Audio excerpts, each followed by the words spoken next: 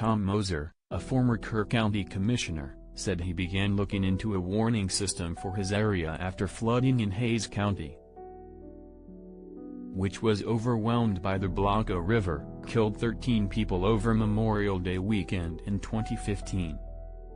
Kerr County officials debated various options, including one for an alert system that included sensors and sirens, and the cost was about $1 million, Moser said. There were a number of people that did not like the sirens going off because they go off accidentally, Moser said. They didn't want that disturbance in the hill country. At a March 2016 commissioners' meeting, Rusty Heyerholzer, then the Kerr County sheriff, was adamant that the deadly flooding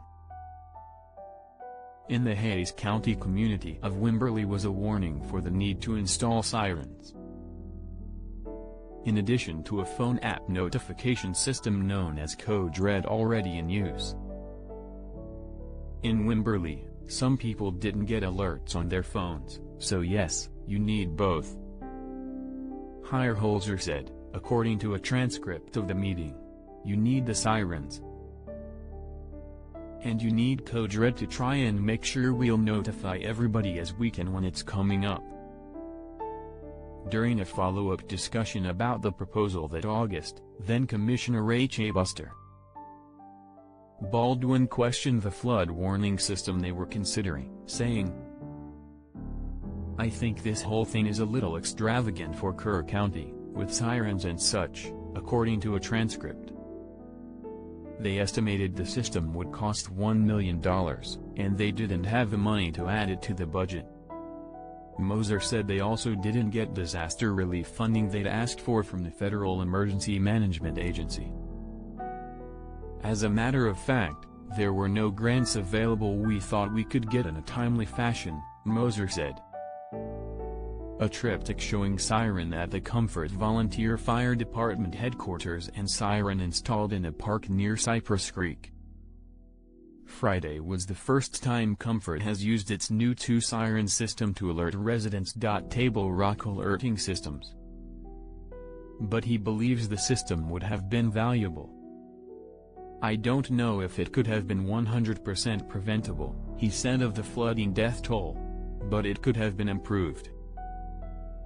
Kerrville City Manager Dalton Rice said that it was unclear whether there was any communication between law enforcement and Camp Mystic after the initial flood watch alert went out, but that the lack of proper cell service and limited communications towers in the hill country remain very challenging. "We definitely want to dive in and look at all those things, from cell service tower to radio communications or emergency alerting," Rice said, adding that we're looking forward to doing that once we can get the search and rescue complete. Representative Wes Verdell, a Republican state lawmaker who represents Kerrville, recently voted against a bill that would have created a grant program to assist local governments in obtaining emergency communications equipment.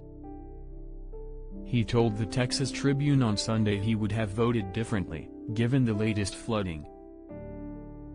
But he insisted to NBC News that the bill wasn't transparent enough. Verdell said that instead, officials could look at how to ramp up cell service in certain remote areas where people may gather, and ensure that emergency alerts get to phones. "Sirens may be effective in some ways," he added, "but unless you're outside, you might not even hear the thing."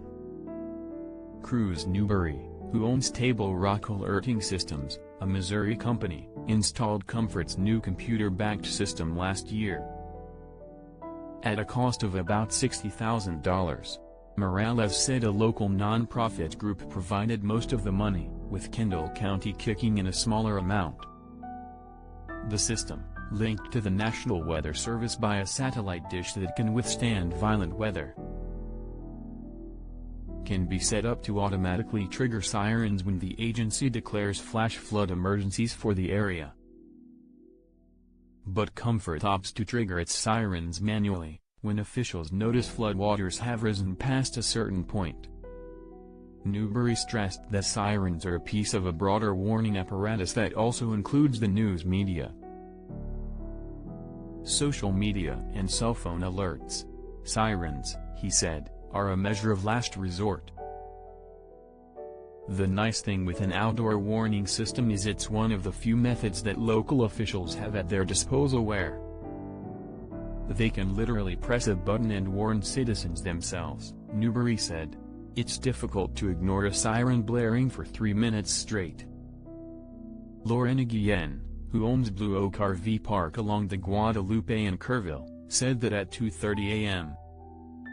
Friday the river seemed calm, but that an hour later it had risen 10 feet beyond its banks and began sweeping up cars. In an interview with MSNBC, Guillen said she went door to door in the pounding rain urging guests to flee. Some made it out barefoot and shirtless. Others didn't. She recalled hearing screams in the dark. Honks from cars floating in the river, cabins splintering against trees. Guillen said that in Texas Hill Country, cell phone and internet service is often spotty. And often people turn off their phones, making it hard for them to receive warnings. It could have helped, she said, to have had a siren like they do with tornadoes, she said.